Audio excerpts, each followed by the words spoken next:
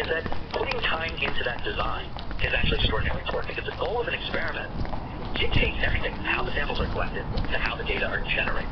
And it's really worth thinking carefully about that, because what ultimately we want to be able to do is to come up with an experimental design that's going to provide us with the insight that we hope to glean from the experiment. Doing the experiment takes a lot of time, a lot of effort. Analyzing the data can be relatively quick. But one of the things that I've seen in my career is that bad experimental designs don't lead to publication. They lead to post-mortem discussion about why the experimental analysis failed. And having that discussion before you've invested time in generating the data is ultimately important, because it's going to save you a lot of grief later.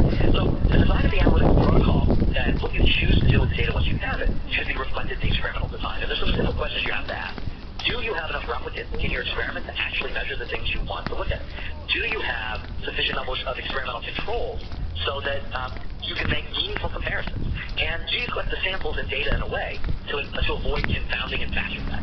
Right? So there are many classic examples in the literature now of people who've done bad experiments where they haven't thought carefully about confounding and batch effect. They've collected all the treatment samples at one hospital and all the control samples at another. Or they run all their treatment samples on part A and all their control samples on Wednesday. Or they've used one lot of reagents for one set and another lot for another set. And when you have differences in those situations, you never know if the differences that you see are actually biological or they're because of some difference in the experimental protocol. So breast cancer we used to think of as being sort of one monolithic disease. In the late 90s, Chuck Perot and his colleagues published a really foundational paper looking at gene expression in breast cancer. And what they found is by looking at 1,000 most variable genes, they were able to classify breast cancer into 4 broad subtypes based on patterns of expression. And those subtypes today are still really widely accepted, and they're the foundation of how we think about managing patients. The different patterns of expression are represented in different outcomes, in different responses to therapy. We have a better understanding of why, we have a better understanding of how to make those therapeutic interventions. But looking at the genomic data, we've been able to discover different classes. Now, in breast cancer, people argue over how many classes there are. They argue over what the definitions are for those classes. They argue over how to best classify patients.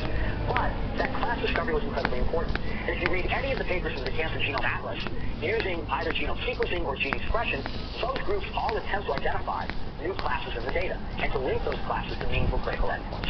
So class discovery is still something that's important, but again, careful experimental design is going to be important for identifying robust classes.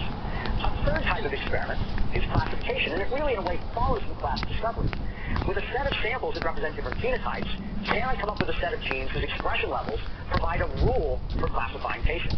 Can I take the data and actually come up with a rule that will identify my different classes, or that will identify a rule that allows me to predict whether some patients will respond to therapy or not respond, will some patients have a good outcome in the disease or a poor outcome? And there are a large number of experiments that have been studied that have come up with different class predictors. Now, one of the challenges, even in breast cancer, where there are over 3,000 published classification methods, the number that have actually made into clinical practice I can count, or clinical use I can count on one hand. And the reason is that a lot of those experiments were not carefully designed and were not carefully validated, so the biomarkers themselves are not that useful. So in this, too, you have to think carefully about how you design the experiment and how you design the follow-up analysis and validation strategy. And the last piece is sort of large-scale functional studies. In a lot of ways, this is related back to the class comparison, but what I want to do is try to discover some kind of causative mechanism associated with the difference between classes. And in fact, I present these as if they're 4 different types of experiments that almost every microarray analysis anybody's ever done involves different mixtures of the different components. So again, when you start an experiment, what you really have to do is you have to think about your goals, what you want to get out of the experiment, and then think about how you're going to design the experiment to meet those experimental goals. Okay? So a single data set can be used in different ways if the data set has the appropriate properties. Okay? So once I've designed an experiment, I collect data. Once I collect data, I have to normalize. So I'm going to think about gene expression data and what I want to normalize. So the goal of normalization is to remove systematic variation from the data and to scale assays from different samples so that I can effectively compare them within and between studies. Right? So in DNA microarray analysis, the most widely used method is called RMA, Robust Multi-Array Analysis. I forget. I used to know this. I knew this last night. But RMA, look it up. That's a challenge. So RMA was a method that was really developed by Terry Speed and Raffaele Rosari, who's now one of my colleagues at Dana-Farber. And RMA is based on a really simple assumption. When I measure a gene expression level on an array, what I'm really measuring is a background signal plus a real biological signal. And so that the overall pattern of gene expression I see across thousands of genes is going to be a sum of a distribution of background plus a real biological signal. And what we have to do is deconvolute this to really understand what the signal is and to compare these signals. So one of the underlying assumptions in RNA analysis is that this distribution of gene expression levels within each sample for closely related samples is going to be approximately the same. So in RNA, what the method does is it actually looks at that distribution, and what it does is it forces the distributions across multiple arrays to look the same. It uses an approach called quantile normalization. Quantile simply means we take gene expression levels and we organize them from lowest to highest. So just like percentiles normalize in every 100th, what we do with quantile normalization is take the thousands of assays we do, or the thousands of genes that are assayed in each experiment, and we organize for each sample their expression levels from the lowest to the highest. And what we see is that there's a number of things expressed at low levels, a lot of things that are expressed at intermediate levels, and very few things expressed at high levels. So what we can do is we can take each and every sample in the data, and we can normalize the data. We can look at each distribution now, recognizing that each assay is going to differ a little bit in what it measures. We have slightly different quantities of RNA, we have slightly different hybridization conditions, we have slightly different detection conditions, and so all of these distributions are going to look slightly different. But our assumption is that for a related set of samples, these should be more or less the same. And so what quantile normalization does is really take all of the different quantiles and scale them so the distributions are approximately the same. And that's what's shown here, the median distribution of all these different distributions that we scale everything to. So what you do is you fit this model I showed you earlier, background from a signal. You can fit it in a variety of different ways and filter the data. But what RNA does is it scales those distributions so you can make comparisons. So here's just two examples where each column here, each box plot column, represents a different sample. And all of these samples are very similar. They're all going to be compared in the same experiment. And some arrays are brighter than other arrays, so the median expression level is higher or lower. And the distributions are all different. What RNA does is it takes those different distributions and it forces them to be the same. Okay? So you can argue about whether or not that works or doesn't work, whether it's the best idea or not. The truth is that what it has shown to do over the last 10 years is give us very reproducible differences in gene expression across multiple experiments, and differences that can largely be validated using other technologies. So this idea of quantile normalization, based on the assumption that the distribution across each sample should be about the same, works surprisingly well. And so even in modern techniques like RNA sequencing, the most widely used technologies for normalizing, or widely used methods for normalizing RNA expression levels are based around this idea of quantile normalization, of scaling the data appropriately under the assumption that there are some low-expressed, high-expressed, and mid-expressed genes, and that the distribution across samples should be approximately the same.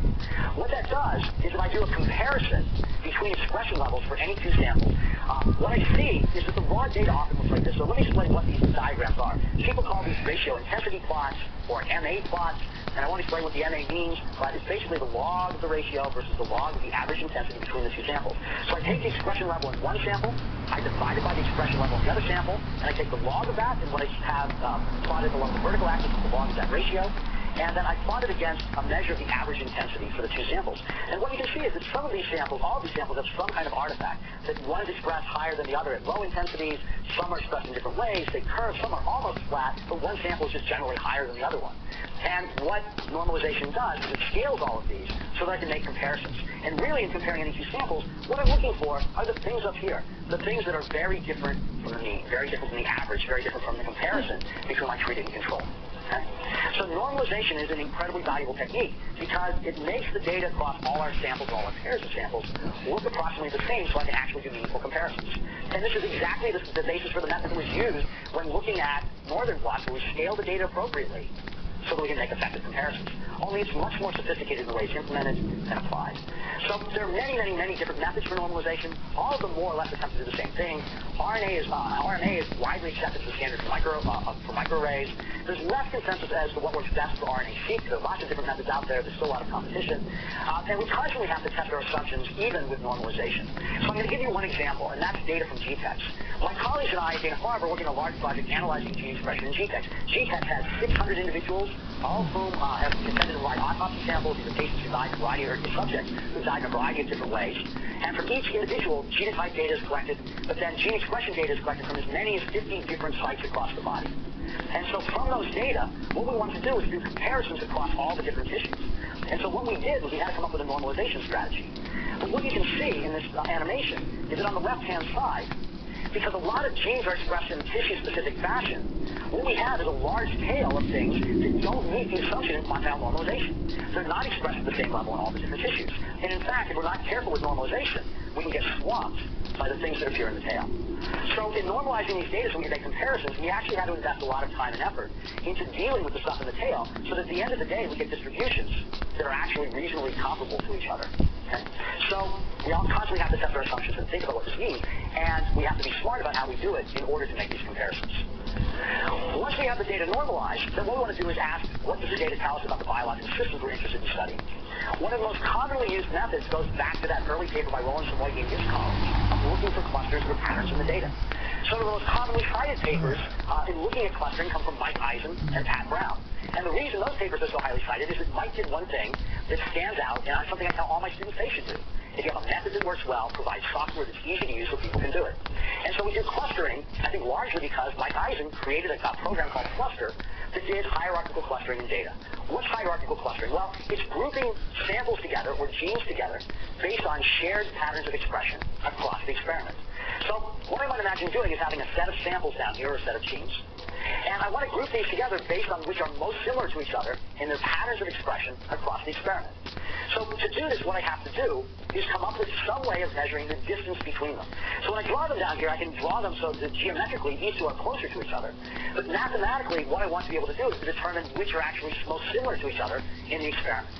So the most common way of doing that is to use something like the Pearson correlation coefficient. We're looking for genes across samples that have similar patterns over time or over samples, across samples.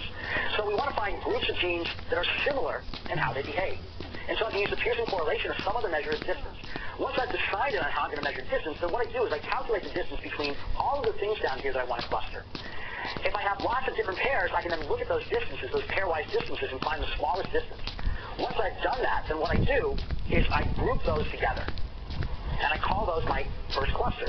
And then what I have to do is to take that cluster and calculate the distance between this cluster and all the other genes.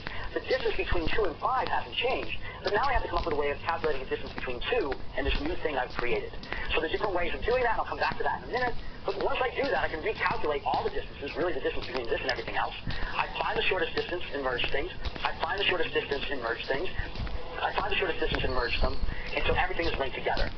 And then what I do is I draw a tree representing those results. So the process is to find similar things, link them together, and just to repeat the process until I get a full tree where I have different clusters, different groups of samples linked together to describe what I hope are relationships that capture the patterns in gene expression. So there are different methods for calculating the distance between my new clusters and everything else, and these are called linkage methods. So one of them, the three methods that are most widely used are single linkage, average linkage, and complete linkage. In fact, single linkage is almost never used, and you'll see why in a minute. But average linkage and complete linkage are both widely used. In single linkage, what I do is calculate the distance between any two clusters or between a cluster and any gene by taking the smallest distance between the clusters. For average linkage, what I do is I take the average distance. For complete linkage, I take the biggest distance. And when I apply these to synthetic data sets, what I see is that the patterns of grouping things together are different, and in fact are most different between these two and the single linkage. Single linkage, because it's always finding the smallest distance, does what's called add one clustering. It builds a cluster and then adds the next thing, builds a cluster and then adds the next thing. So you see lots of these very long branches. Well, these two do a much better job of grouping things together in larger, more coherent groups. And so these are the two most widely used linkage methods, and in fact the default for most tools where you run software tools is single linkage. There are other ways of clustering data. What we often do, if we have an idea about how many clusters there are, we use k-means clustering. So I'm going to assume that in my data I may have 5 clusters of patients or 5 clusters of genes. I'll take, in this case, my genes, and I'll randomly assign them to different clusters. Then for each cluster, what I'm going to do is I'm going to calculate average expression level using some measure of similarity like Pearson correlation. And then I'm going to test each gene and ask which cluster is that gene nearest to. And I'm going to move each individual gene nearest to its closest cluster. I'm going to do that for each and every gene. Some things will stay, some things will move. And I repeat the process until all the genes end up in a cluster. Okay? So the advantage here is I get well-defined clusters, but I have to know how many clusters I have ahead of time. In either case, these methods are very, very useful as a first step in exploratory data analysis, because what they allow us to do is to look for patterns. So one of the first things we do with RNA-seq data or with microarray data is we'll run typically a hierarchical clustering, and we'll look for patterns that emerge in the data. If all of the cases are on one side and all of the controls are on the other side of a big hierarchical clustering dendrogram, that's great. If they're that well separated, though, at first pass, I might worry about how closely related the samples are, whether they're confounding effects, whether there's something else that might be driving those differences. But sometimes I can run a clustering and find out that they're a group from one hospital that just stand out from all the other hospitals. And that tells me before I do any other analysis, I should go back and check the systematic biases and how the data were collected or how the samples were collected.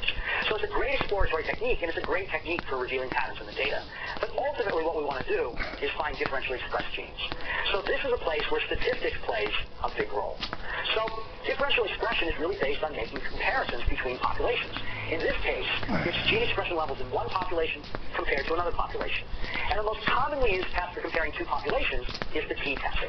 So when I think about the t-test, what it really does is it measures the signal, the difference in the average expression level in one population and the average expression level in another population relative to the noise, the spread in these distributions. So the signal is the difference in the mean expression of gene 1 in population 1 compared to gene 1 in population 2 divided by the standard error. Okay?